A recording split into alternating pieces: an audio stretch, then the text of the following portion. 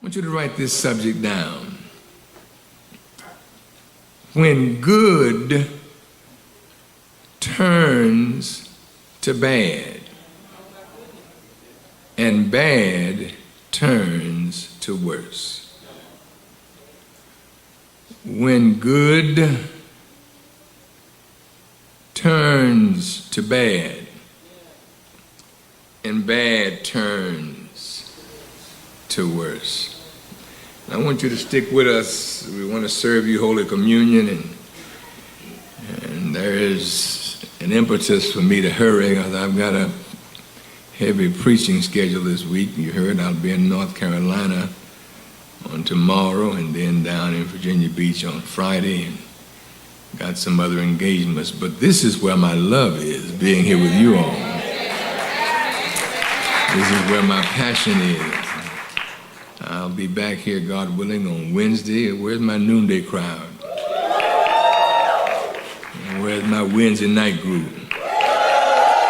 I was away and talking about you all. I was telling people about the great cloud of witnesses that we have on Wednesday. When good turns to bad and bad turns to worse. Let's get a passage of text that we're going to stick with for these next couple of Sundays. It's in the Old Testament, in the book of Samuel. In the book of Samuel. I'm just going to read 5 verses from Samuel chapter 30. 1 Samuel, I'm just laying it out foundationally. 1 Samuel chapter 30. And I'm going to quit somewhere along the way and pick it up next week. And so we'll just put a comma in it, not a period. When good turns to bad, what a objective statement. When good turns to bad. 1 Samuel chapter 30. Just start at Genesis and keep flipping to the left. If you see something and say, I, John, was in an isle called Patmos, you're in the wrong neighborhood. You ain't even in the right city. When good turns to bad. And I want to ask you a couple of rhetorical questions. Have you ever faced such a great crisis that it left you with a question mark in your brain? Yeah. I've come to tell you that there'll come a time in all of our lives when we have to confront, and write this phrase down, the unexplainable absences of God. There'll come a time in all of our lives when we'll have to deal with or confront what seems to be the unexplainable absences of God. 'Tis a season in life when God, for his own reason, chooses to give no explanations. We've got to confront a period of unexplainable absences of God. It's a season in life when God gives us no explanations. All we have to hold on to are the promises of his word. There are some things in life that you cannot escape, but you can live through them.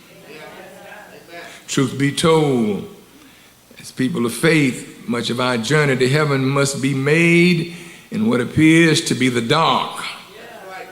And I've got to be honest with you that at certain times, and I'm a Pentecostal preacher, but I got to tell you the truth, there are certain times when life just doesn't seem to be fair.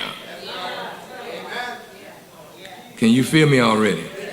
I got to tell you, there are certain times when life really seems unfair, particularly to those of us who call ourselves Christian. But I've come to encourage you to remember that God is still just. And sometimes all you can trust is in the character, write this down, the character and nature of God. That's why you got to know it, the character and nature of God. The question has been raised over the years, why do bad things, happen to good people? The question has been raised, where is God when I hurt? Where is God when I hurt? Every one of us, saint and sinner, will have to experience the respective dark night of the soul. I've learned over the years that regardless of where I am or whatever my circumstances are, God is still in control, and His grace, write this down, His grace, first thing, God is in control. First thing I want you to put down, God is in control. And secondly, His grace, His power is sufficient for me. These are uncertain times. Folk on your jobs and members of your family, friends, neighbors, and colleagues, they are looking for an anchor of hope. Yet, even as Christians, we often feel like our good time has turned to bad, and our bad is now at its worst. We just got to unpack that in the days to come. It's one thing to go from good to bad. It's something else to go from bad to worse. Maybe I can handle bad, but what do I do when things go from bad to worse? There'll always be those who, no matter the state of our economy or the stability of the social order, are suddenly faced with, and write this phrase down, unexpected tragedy. It's one thing to be anticipating tragedy. It's something else to be faced with unexpected tragedy and then not sure of what to do next. What do I do now that this thing has been dropped in my lap? How do I process when things go from bad to worse? What's a brother to do? In this 21st century society is being forced into a strange and unreliable world. People, you know that's why they're committing suicide. People are under a lot of pressure. And I don't just mean sinners, but saints are committing suicide because they're under pressure. And if you ain't ashamed, just look at somebody and say, I'm under pressure this morning. I know I don't look like it. I know I'm dressed up, but I got a little pressure. If you act crazy around me, I might pressure all over you. If you're under pressure, wave at me this morning. Don't be ashamed of it. Don't be ashamed. I'm here to help you this morning. People are under a lot of pressure. And a lot of them are going through hard times, so they are longing for some reassuring word that things are going to work out. All right. Yeah. Oh, I felt that. I'm sorry. Forgive me. But I just felt that spirit of pressurization in the lives of believers. And so what do you do when you are faced with pressure? A lot of people in America are going through hard times, and not just sinners, but any saints in here going through some hard times. Yeah, I know you can't raise your hand. You don't want people to think, because you were shouting a minute ago, you don't want folk to think that you are going through hard times. You can be at work on a job today and go to work tomorrow and they've got the job boarded up. Pay your car off this week, and next week the transmission falls out and you don't have, I'm going to talk to somebody in a minute here. Pressure. Got a lot of pressure. economic uncertainty, trillion-dollar bailouts, wide-scale layoffs, rising unemployment, massive home foreclosure. Y'all ain't listening. And these destructive repercussions from the stress of these realities, they can wreak havoc in families. Why you think, ladies, sometimes your husband come home and it ain't nothing you've done, but he's just in a lousy, blank more mood. Y'all ain't saying nothing here. I see some wives waving at me. I know I'm in the right place. All of this is happening. All of this is happening. Things can be going along good, and then they can get bad, and I can handle bad. But what do I do when it goes from good to bad overnight, and then goes from bad to worse? I can't tell you it's not going to happen. My job is to tell you there's something that you can do to help you deal with it when the inevitable takes place. This social, moral, cultural, political climate. Who in their right mind would have ever envisioned Donald Trump running for president and becoming the presumptive Republican Party nominee? Who'd have thought that? I was in the airport and I was going to the restroom facilities. And you may not believe this, but there's trouble on the horizon in the bathroom. I know you don't want me to talk about bathrooms on Sunday morning. I'm thinking to myself, Missionary Johnson, I didn't tell nobody. And I walked to the door, and as my wife said, we were in a foreign country, and I saw men and women. And I thought, how much longer before we see men, women, and other?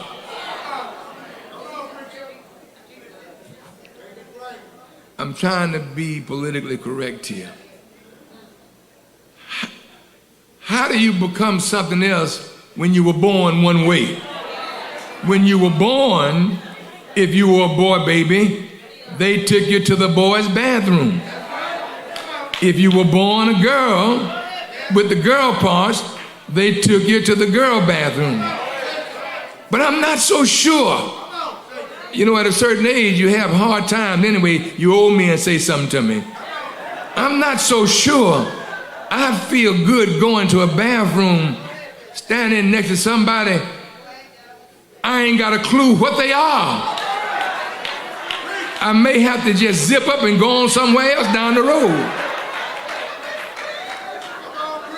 Look at somebody and say, he's just being real this morning.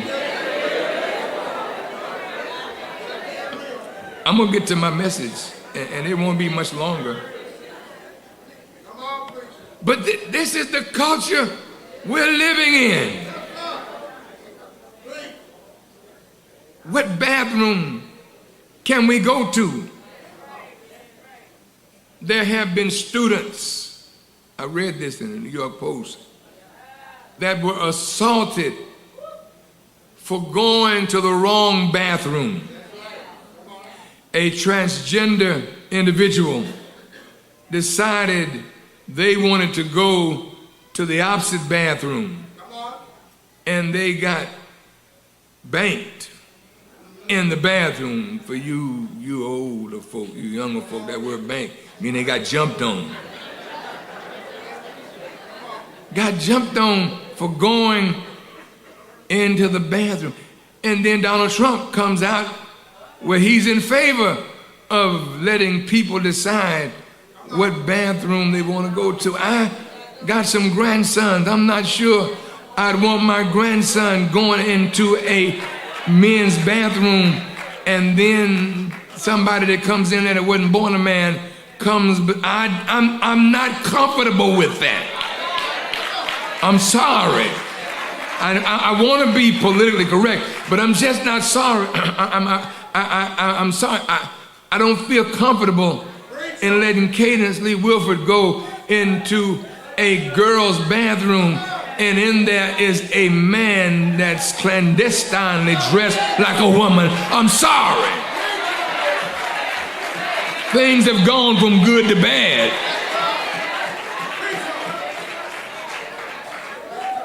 Things. Let me watch my time. I don't want to hold you long today. I just need to, this has been in me. I'm going to try to get it to you in 4 installments. This 21st century.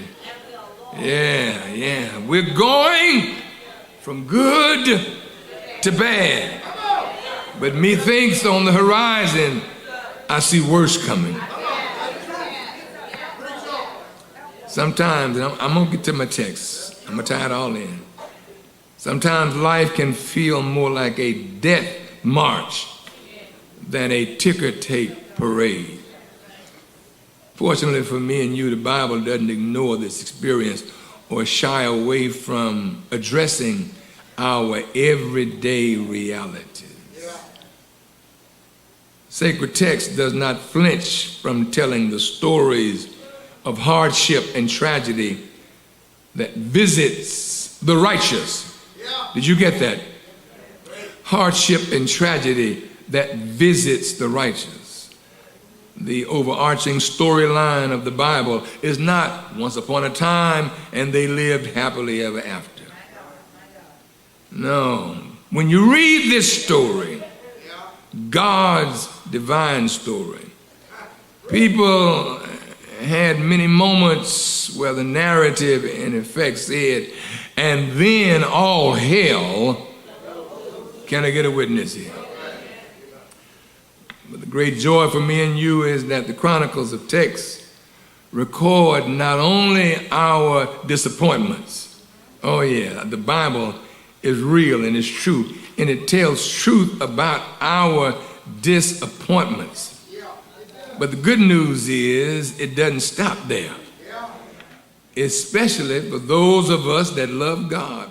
Instead, the barren do give birth. Slaves are set free. The promised land is found. The temple is built, and then it's also rebuilt.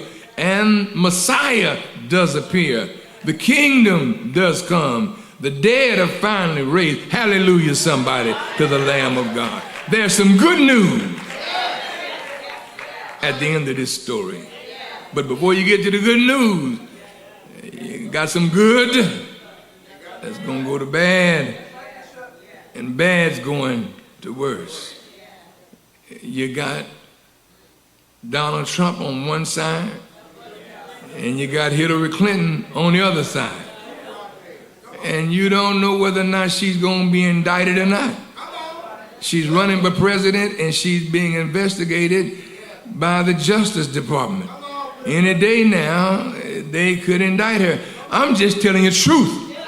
This is not a political statement. It's truth. You got the Donald could have his finger on the button. Between him and Kim Jong-un, we'd all be blown to smithereens. And then you got Hillary. Do I trust her or do I don't? Bad English, but good theology. From good to bad and bad to worse. Let me read you my text. And then I think I'm going to tell you this story that I preached to myself while Sister Girl was in there buying jewelry. The longer she stayed, the harder I preached. It was a preaching moment, missionary. Here is a story in 1 Samuel 30, verses 1 through 5.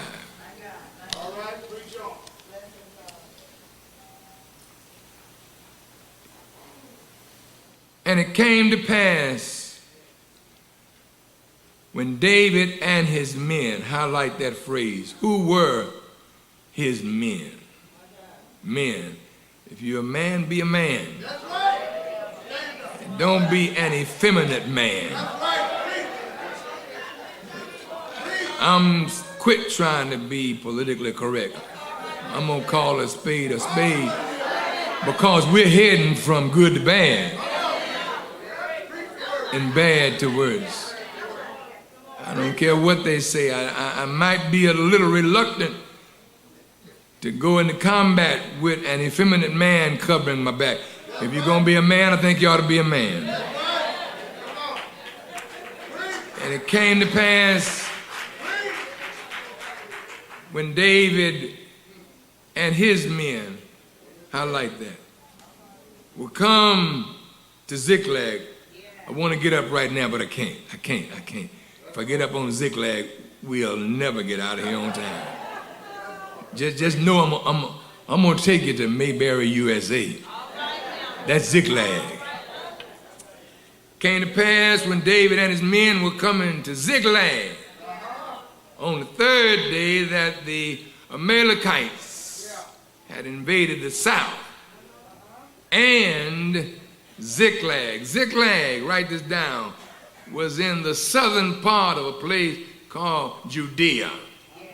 That's why the text says the Amalekites had invaded the south and Ziklag, because Ziklag was located in southern Judea. And smitten, that's an Old Testament word, or an Old King James, rather, archaism. It just simply meant they stomped a mud hole in Ziklag and burned it with fire. Not only did they stomp a mud hole in Ziklag, but they burned the city with fire. Good day in Ziklag. And then comes the Amalekites, and they smote us. Here comes bad. And then they burned it with fire. Still bad. We ain't got the worst yet. Verse 2.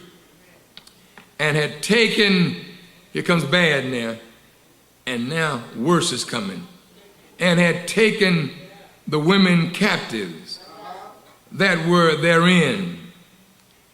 They slew not any, either great or small, but carried them away and went on their way. Let me say something parenthetical.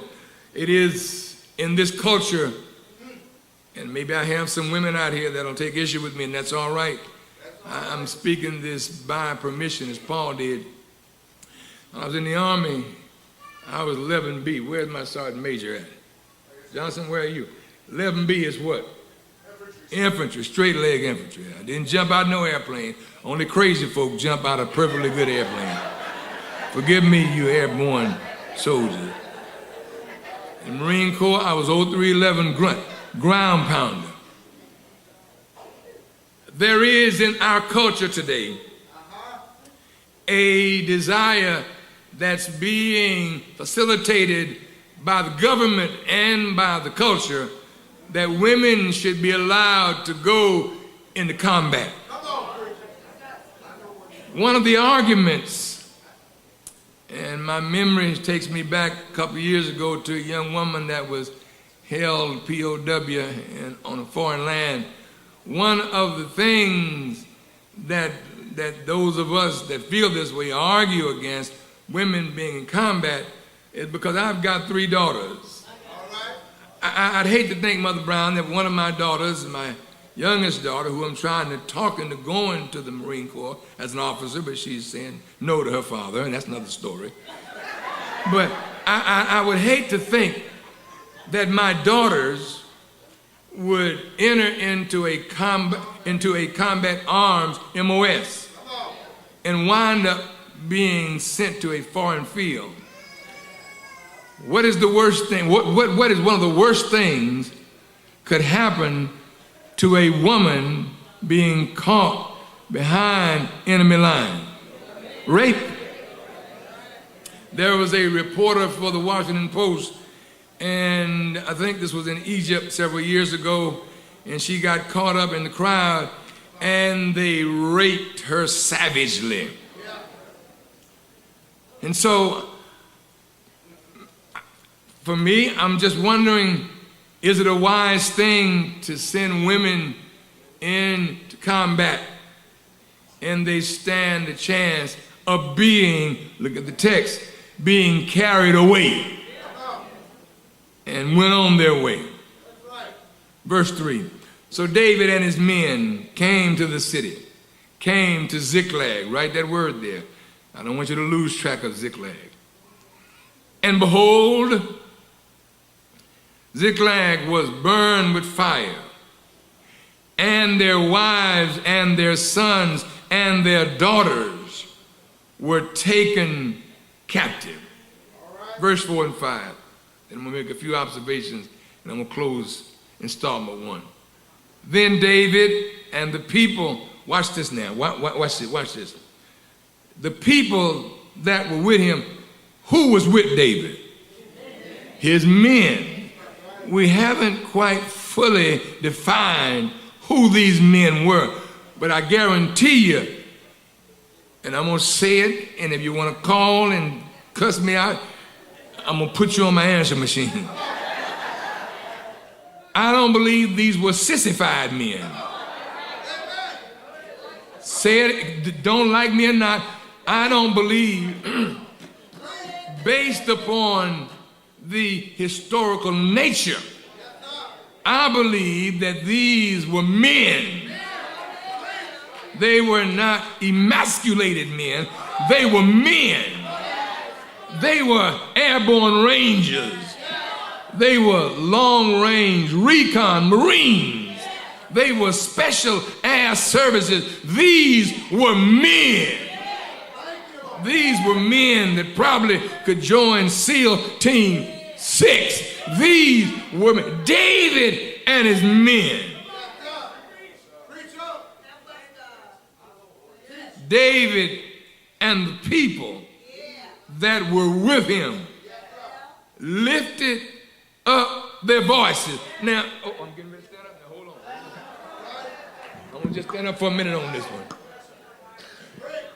David was not by himself, but David and his men, his strong men that would have gone in the men that did go in combat, men that fought beside it. David and his men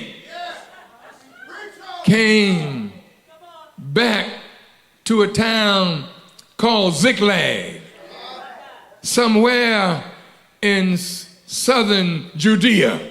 David and his men, his mighty men, his men of valor. David, who was a national hero in Israel because he was a fighter.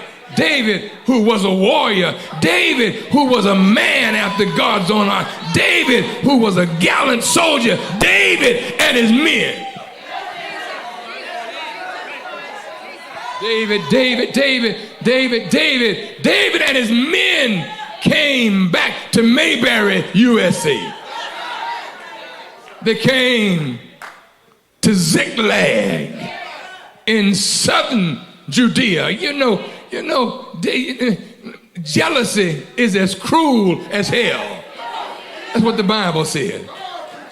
Jealousy is cruel as the grave. David was a national hero. That's why I don't let y'all make me feel too good about myself. Because folk can be with you today and ready to cut you loose tomorrow. I can't hear nobody. David was a national hero fighting for... I'm getting too happy. Hold on. Time out. Let me try to compose myself. David was fighting on the behalf of a man by the name of King Saul. David was living in the household of Saul, he and his men. But David started to win some battles. David started to win a lot of battles. And some of them hussies got next to Saul and told Saul, you got to watch this boy, because people are starting to say Saul has killed his 1,000, but David has killed his thousands. Was it 10,000? Thank you, Deacon. Thank you. And David went and kept fighting. He wound up in a place called Apac. He went to Apac, and he was still trying to expand the borders of Israel. But Saul got upset. Saul got jealous. That's why I'm living. I can feel this message, because I know some people, and I ain't gonna call no name, who are jealous of where God has brought me. They used to be friends, colleagues, and y'all ain't gonna let me preach, and allies, but sometimes folk will get jealous of you because of what God is doing in your life. And so for all of you people that want God to do something for you, you better be careful, because when God starts to bless you, you're going to have some King Saul to rise up, and they're going to come looking for you in a place called Ziklag.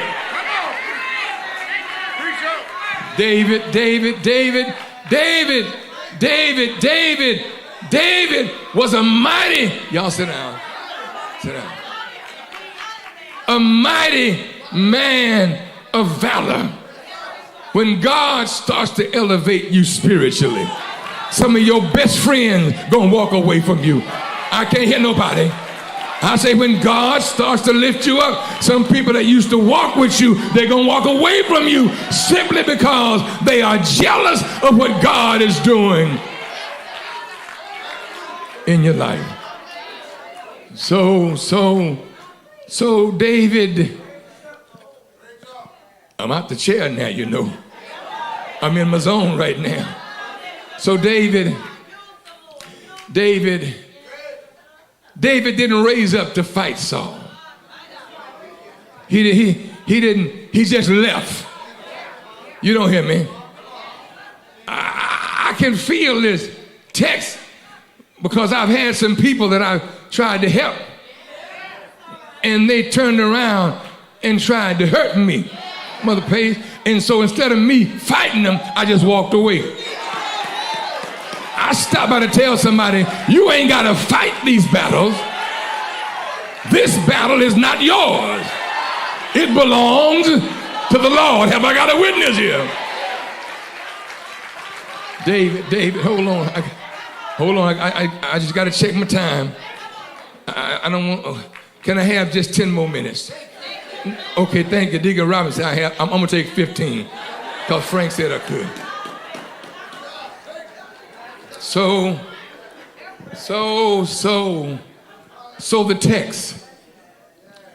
the text says, and it came to pass, David and his men came to Ziklag. Well, let me tell you, David went to Ziklag, and it became like Mayberry, USA.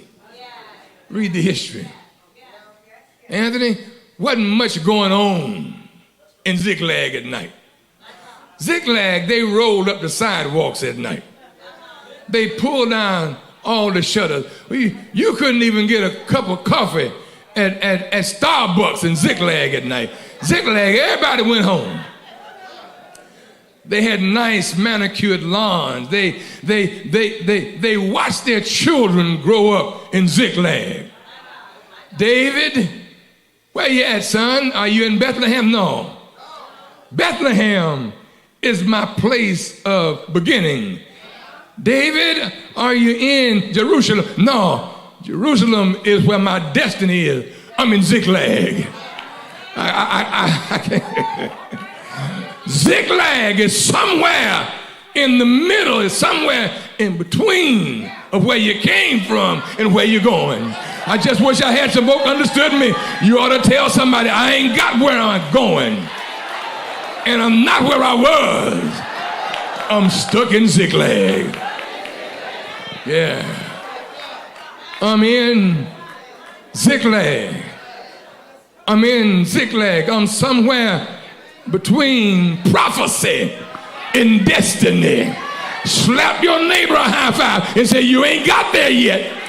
You ain't got there yet. You're in Ziklag.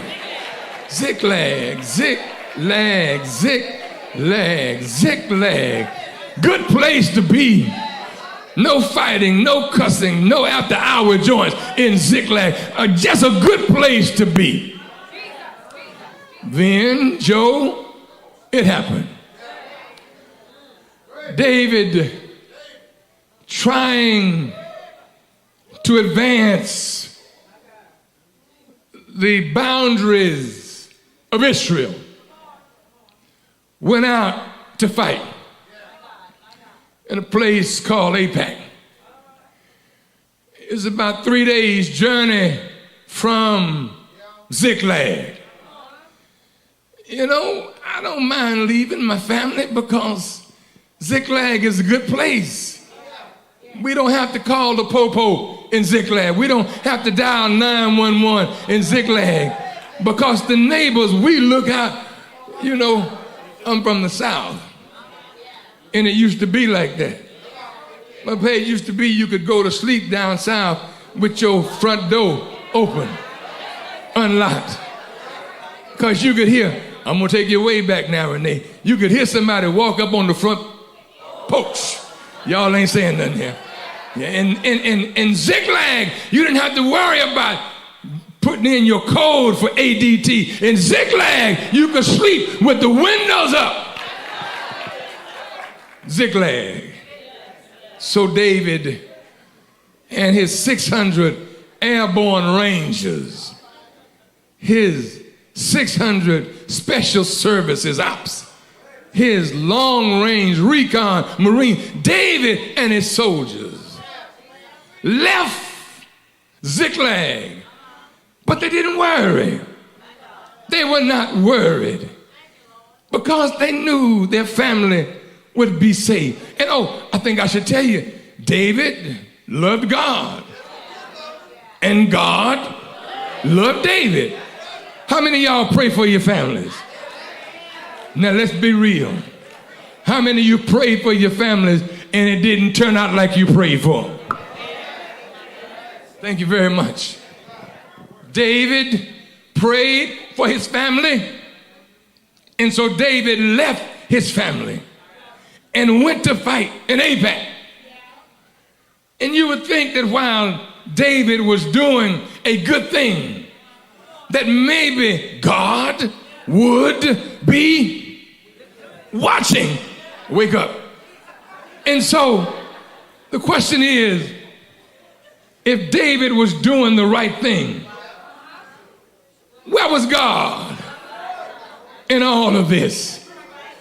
So David left his family and went to Apac, and he was victorious. 3 days away from Ziklag, which is where? In southern Judea. They on their way back home, diddy bopping, high-fiving. We did it. We took them suckers out. We took them to the bridge, and they were on their way back to, you know, we gonna party tonight. We gonna celebrate. We gonna dance before the Lord because we have been victorious, and now we're going home to. Listen, I've heard this prayer in this church. Lord, let us get back home and find our families the same way we left them or in better shape. I've heard deacons pray that prayer. It's a good prayer. I think David must have felt like that. Ain't no need to worry because I'm going back home to. But up jumped the boogie.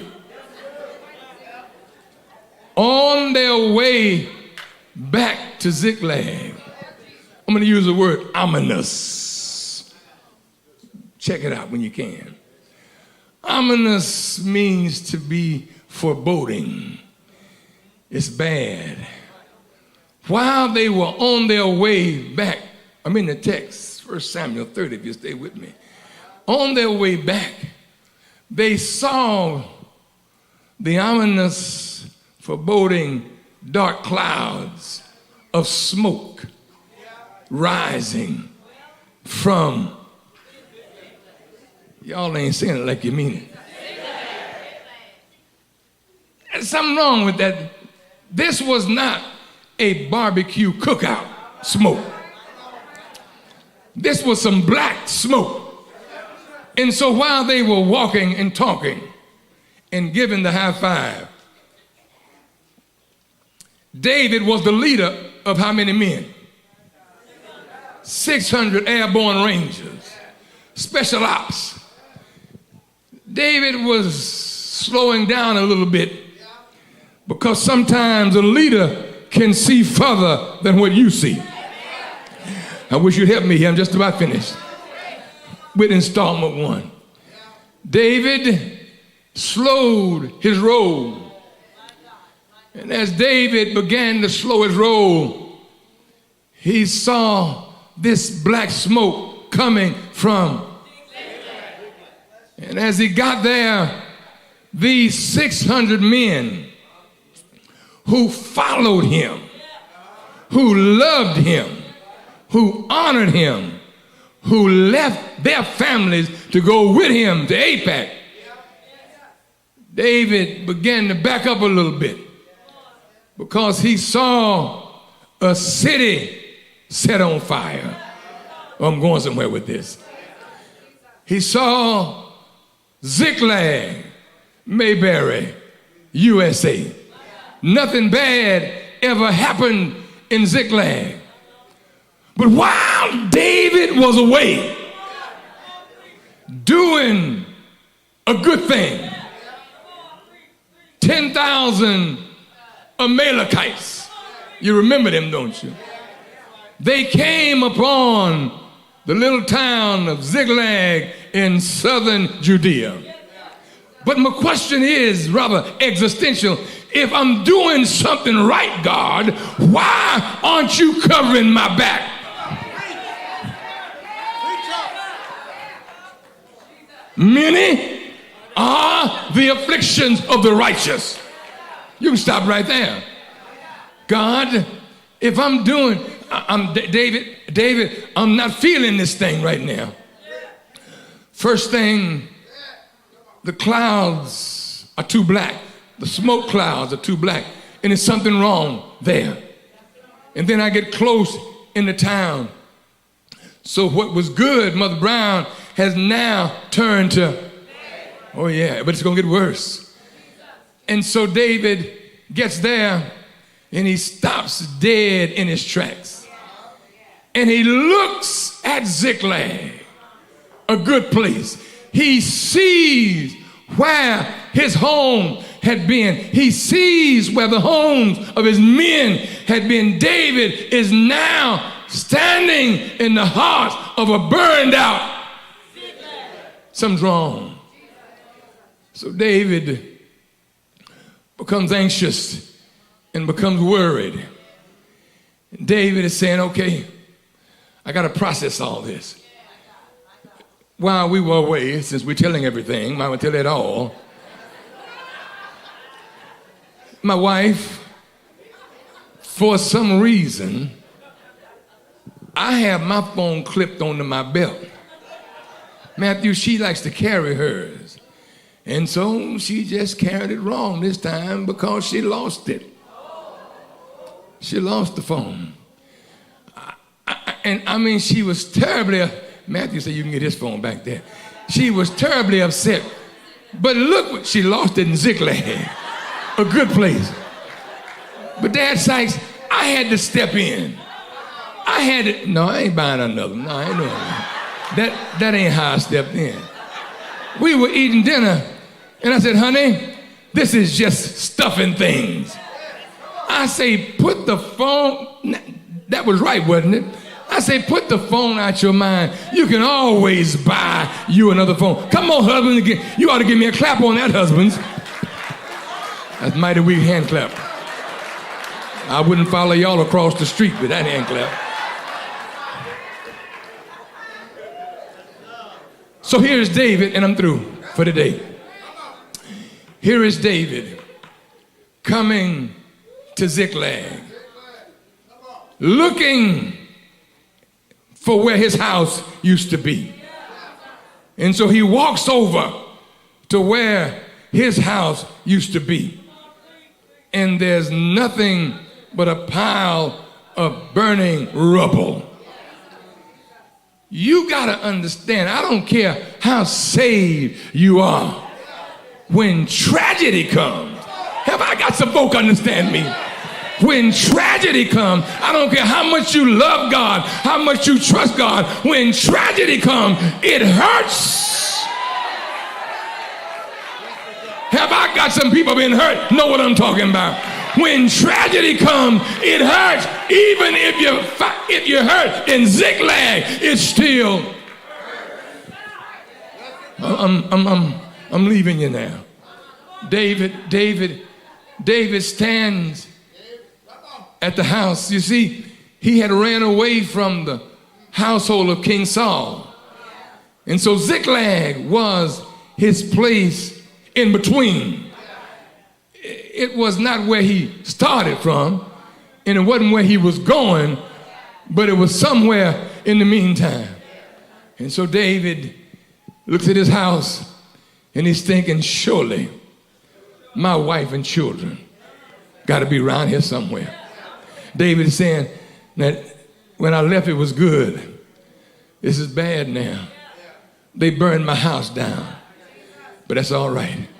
Let me go find my babies. Let me find my wives and my children. And David began to look around for his wife and children. And he said, wait a minute, hold on. Don't panic. Wait, don't panic. Let me get it all together. Let me think. Now, here's my house.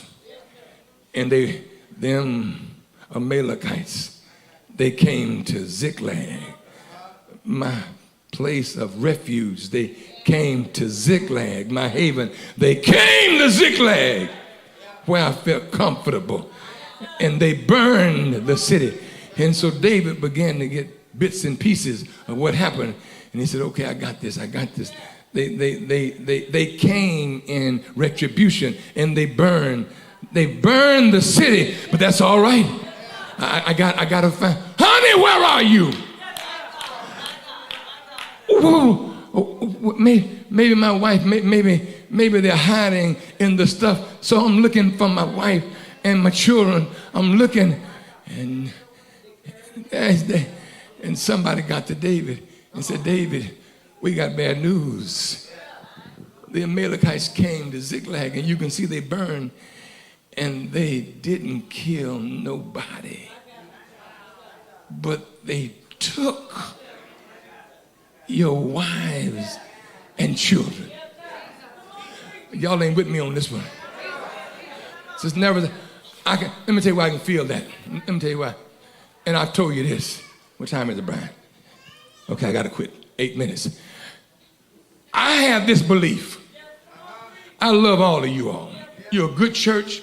Any pastor worth his salt would give his hinds teeth to have a congregation like you. I love you. But if you got mad at me tomorrow and say, we don't want you here no more, let me tell you my heart's thought.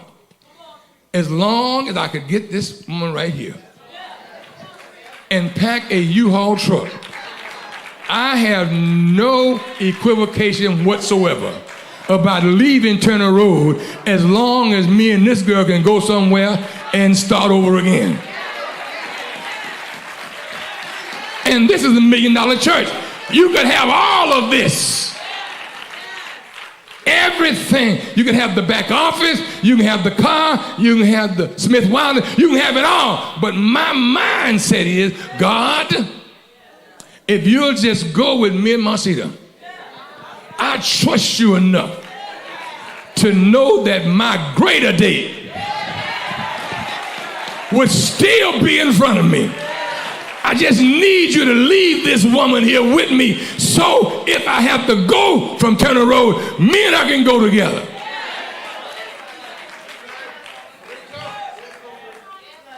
That's why I felt that one. David said, where is my wife and my children? David said, it's gone from good to bad, and now worse has come. And so David says, they took my wife and they took my children. You can replace a cell phone. You can replace a house, but you can't replace flesh and blood. Can you feel me? It went from good to bad, bad to worse. And so here's where I want to go. I'm going to close on this one point.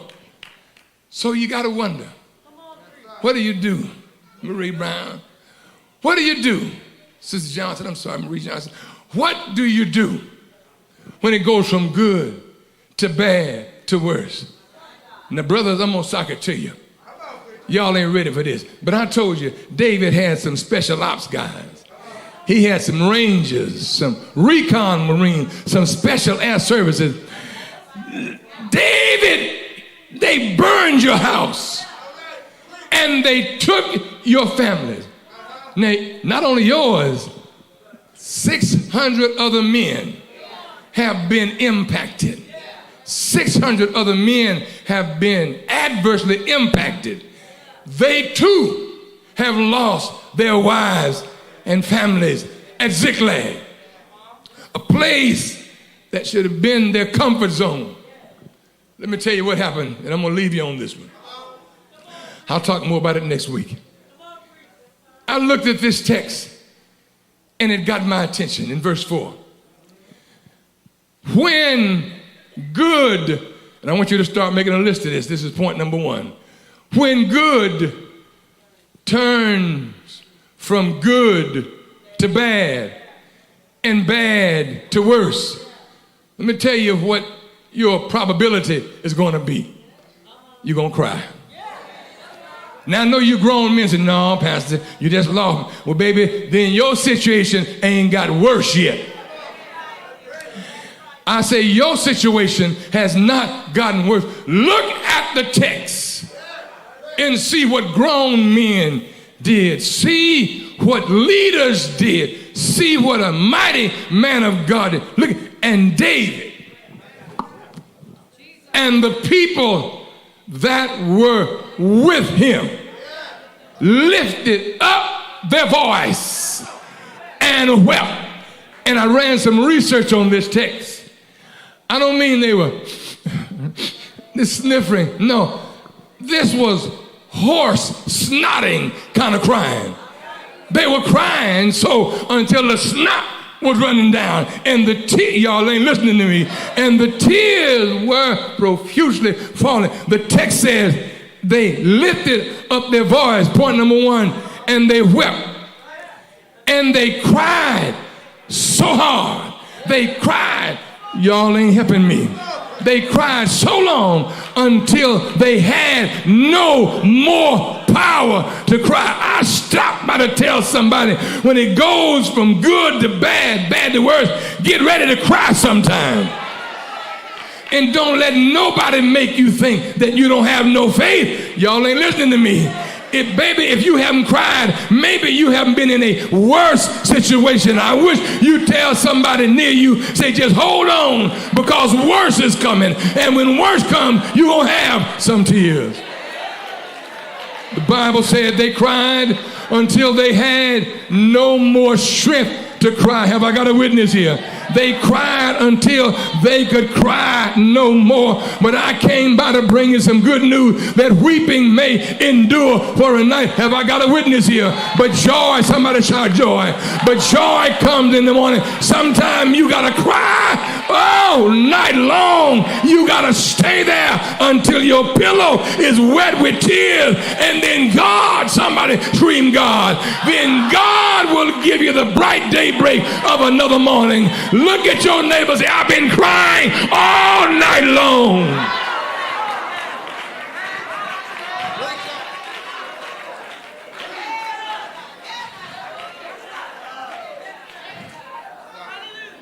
David. Did you hear me? Anthony, when it gets bad enough, huh? I don't care how strong you are. I don't care how much machismo you got. You'll cry. Man, when I got that verse 4, Papa Joy did something for me, because I ain't nothing but a waterhead nohow. I said, people say, Pastor always crying. You don't understand my groove. You don't know what I've been through to get where I am today. David cried until he could cry no more. And the men that were with him, they cried also. And make this personal. I thought about a couple of years ago, early in the morning in a bathroom in the house where I lived, I could feel this thing. While she was in there shopping, I was thanking God that she was still here to shop. Have I got a witness here? Somebody say, yeah. I remember at 12:05 that morning, a wife that was fully alive got up out of the bed and went to the bathroom. And I heard a thud. And I thought to myself, these two things are wrong. I shouldn't have heard no thud. But I heard a thud, and I jumped up out of my bed. I ran as much as I could over to my bathroom door. I cut on the light. Y'all ain't with me. Ziklag was burning. I could deal with Ziklag burning, but what I could not deal with was what I saw. I cut the light on and saw my wife's lifeless body there. I looked in her eyes and I couldn't see life. I slapped her around and she still wasn't moving. Y'all ain't saying nothing to me. And something on the inside began to cry out to God. And tears, somebody say tears, and tears ran down my face. I balled up my fist and looked toward heaven and said, God, it ain't supposed to be like this. I'm the one, yeah, I'm the one that should have gone. But Lord, you've taken her. I said, Lord, I rebuke the hand of death. Have I got a witness here? When you're in Ziklag and the house is burning, you can live with that. But Lord, have mercy. When it seemed like the one that you love the most, they've been taken away from you, tears will run down. Have I got a witness here? I said every now and then you need to say, Lord, I need some tears to fall. Have I got a witness here?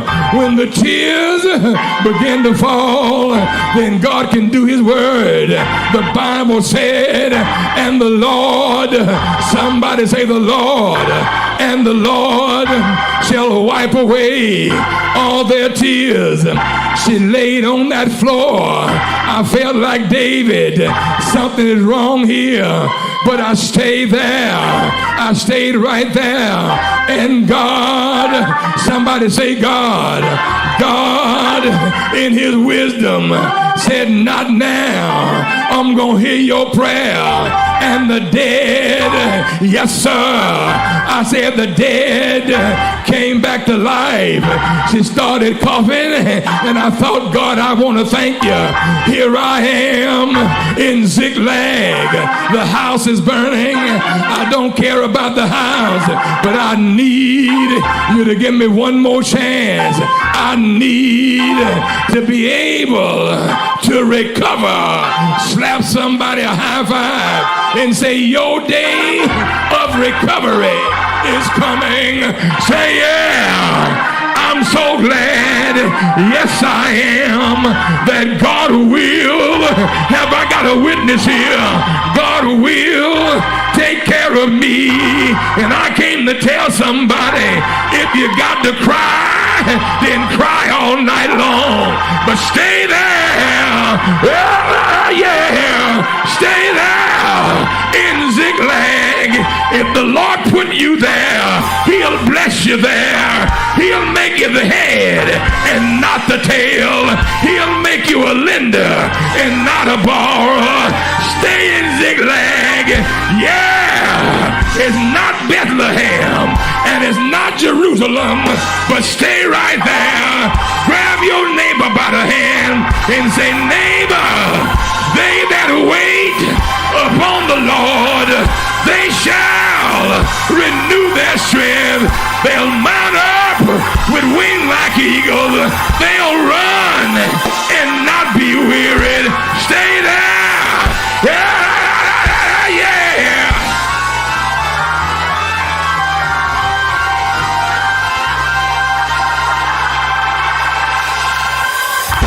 Come on and clap your hands for the Savior.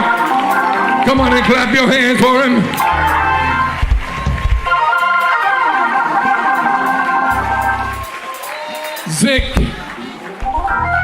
Ziklag, a little haven, a little hideaway in southern Judea. Ziklag, a place of consolation. Ziklag, a place where King Saul's people couldn't get to him.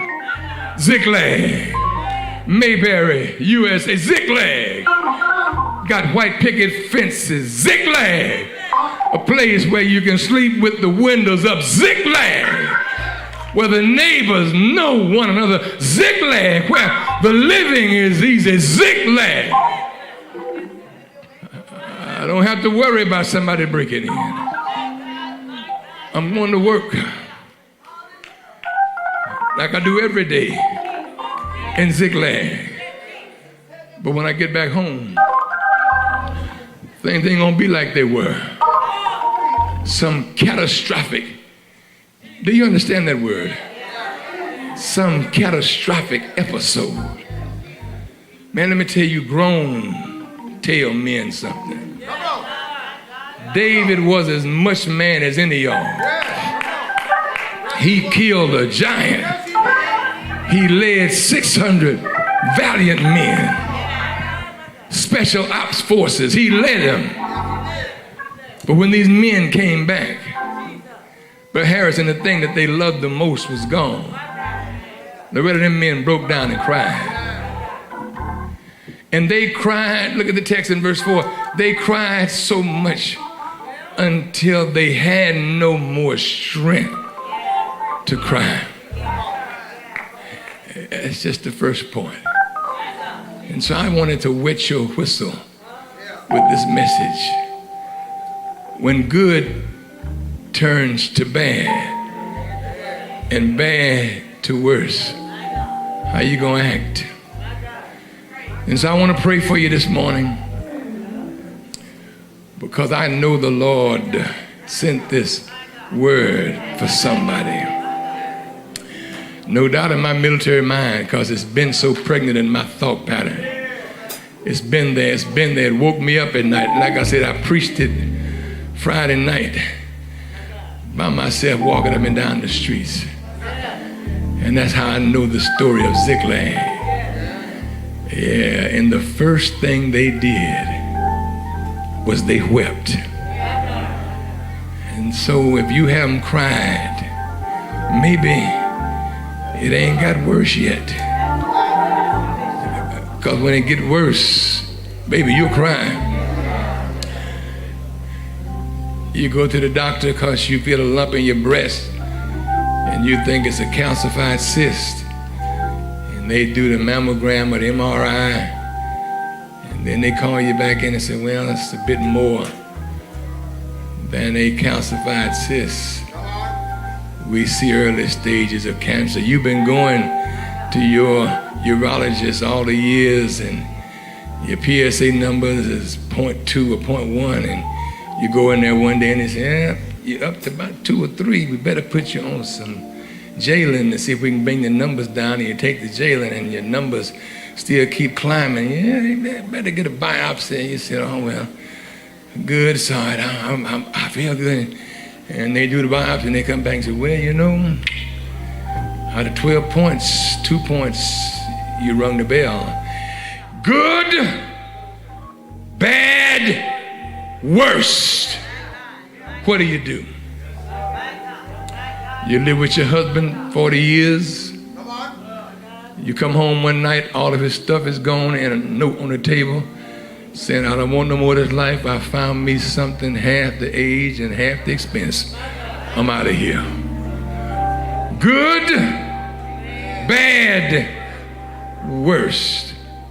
You work on the job just before it's time for you to retire.